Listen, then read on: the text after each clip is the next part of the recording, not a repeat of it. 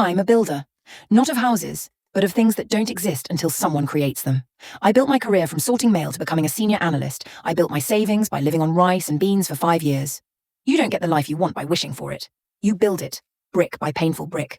For 3 years, I worked over 60 hours a week, paying the rent for our downtown apartment, the utilities, the car, and the groceries, while my girlfriend Laura worked part-time at a boutique, earning just enough for her personal indulgences. I saw my sacrifices as investments in our future. She treated them as her right. The cracks started to show when my late nights at work became her excuse to go out spontaneously. By Saturday, I'd be too exhausted for brunches and parties, and she'd accuse me of being boring. My dedication wasn't appreciated.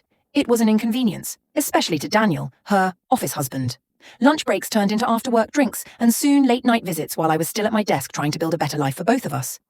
One Wednesday, while folding her laundry, I found a dark grey sweatshirt stuffed behind her dresses, hidden in a hurry. It smelled of cologne, Daniel's cologne. I didn't feel anger, just the cold realization that I'd been investing years into a foundation that was already crumbling. When Laura came home, smiling and flushed from another night out, I held up the sweatshirt. "This was in the closet," I said evenly. She froze, then rolled her eyes. "Oh, that? It's Daniel's. He was cold when he walked me home, so I lent him my jacket." Then she shrugged. "So what if I went out with him?" "You were working late anyway." Her arrogance hit harder than a confession ever could. I just said, "You're right. I work late to build a life, not to watch you destroy it." She called me controlling, but I wasn't listening. I was already planning my exit.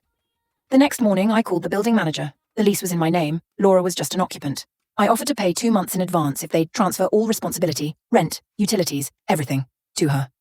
"She won't qualify based on her income," the manager warned. "Then she has 60 days to figure it out," I said. I packed my things quietly and left them in the guest room.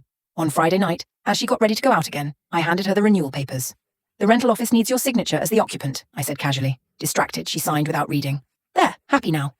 "Delighted," I replied. The next day, while she was at brunch complaining about her bitter boyfriend, movers loaded my things into a truck. When she returned, the laughter vanished.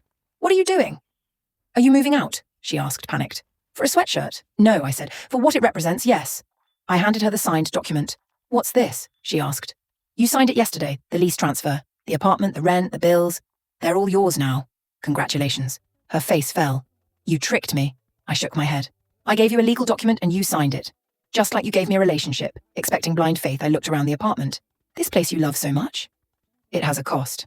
I've been paying it."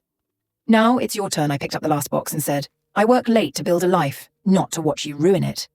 She stood frozen, clutching the paper, her expression shattered. 6 months later, I heard she couldn't keep up with the rent. She begged Daniel to move in and help her, but he wasn't interested in responsibility.